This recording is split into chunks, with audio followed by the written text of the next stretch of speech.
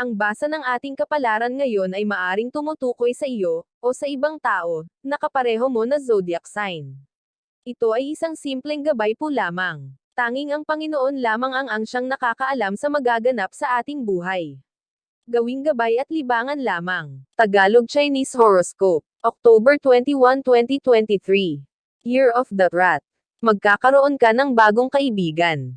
Siya ang tao na makakatulong sa iyo sa problema mong may kinalaman sa negosyo. Marami kang matututunan sa kanya kaya naman dapat mong ipagpasalamat ang pagdating niya sa buhay mo. Maswerteng numero, 3, 23, 25, 40. Year of the Ox. Iwasan ang nadadalas mong pagtambay sa isang lugar na ditugma sa iyong personalidad. Mailap ang swerte mo dito at hindi ka gaanong mag-go-grow sa mga taong nakapaligid sa'yo. May tamang lugar ang bawat tao at hindi ka nababagay dito. Maswerteng numero, 11, 15, 18, 22. Year of the Tiger. Hindi mo kailangang konsentihin ang iyong mahal sa mga gawain na alam mo namang hindi makakabuti para sa kanya. Pero gagawin mo pa rin. Kaya naman sa huli ay hindi mo maiiwasan na makaramdam ng pagsisisi. Maswerteng numero, 52, 54, 61, 67. Year of the Rabbit. May pagbabagong magaganap sa grupong kinaaaniban mo. Bagamat ito ay hindi gaanong makakaapekto sa iyo ay marami naman sa iyong mga kagrupo ang maaapektuhan kaya gagawa ka ng paraan upang makatulong. Maswerteng numero, 4, 25, 28, 30. Year of the Dragon. Hindi ka magsisisi sa pagtanggap mo sa oportunidad na pinagdalawahang isip mo. Tama lang na isinantabi mo ang iyong pag-aalinlangan at pinili na yakapin ang oportunidad na ito dahil ito ay sadyang laan para sa'yo. Maswerteng numero, 32, 33, 37, 48. Year of the Snake.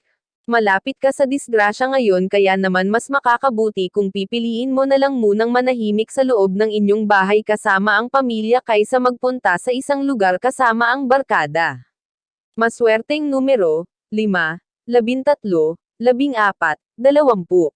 Year of the Horse. Hindi mo maiiwasan na mag-alala sa isang kapamilya na walang pagpipilian kundi ang lumayo. Mahalaga sa iyo ang pinagsamahan nyo bilang pamilya kaya labis mong ikakalungkot ang kanyang nabuong desisyon. Maswerteng numero, 16, 26, 33, 39. Year of the Sheep. Panahon na upang imulat mo ang iyong mga mata sa katotohanan. Dapat mong isipin ang damdamin ng ibang tao hindi lang ang sarili. Sa ayaw at sa gusto mo, ang dapat mong gawin ay palayain ang isang tao na hindi para sa'yo. Maswerteng numero, 45, 47, 54, 63. Year of the Monkey. Hindi masamang umasa kahit pa wala ka ng matano na pag-asa. Ipagpatuloy mo lang ang iyong mga panalangin at tibayan pa ang pananalig. Hindi binibigo ng Diyos ang nananalanggan ng mabuti at may sinseridad sa puso. Maswerteng numero, 4, 12, 23, 29. Year of the Rooster. Maganda ang araw na ito para sa iyo at para sa iyong pamilya. Isang salusalo ang magaganap sa tahanan ng isang kamag-anak na magbibigay daan sa isang mahabang kwentuhan at kumustahan ng bawat isa at isang plano para sa lahat ang mabubuo. Maswerteng numero, 20, 31, 55, 60. Year of the Dog. Hindi pa ngayon ang araw ng katuparan ng iyong pangarap subalit mararamdaman mo na malapit na ito sa'yo. Tibayan mo pa ang kapit at ipagpatuloy mo lang ang mga effort na ginagawa mo sa ngayon. Maswerteng numero, 61, 68, 77, 78. Year of the Pig. Kakailanganin mo ang sapat na lakas ng loob para harapin ang isang tao na nagpaluwag sa'yo noong panahon na ikaw ay nasa gitna ng kagipitan. Sa halip na siya ay katakutan, dapat mo siyang harapin at gawin ang tama. Maswerteng numero, 14, 15, 34, 40. Iyan ang Tagalog Chinese Horoscope. October 21, 2023.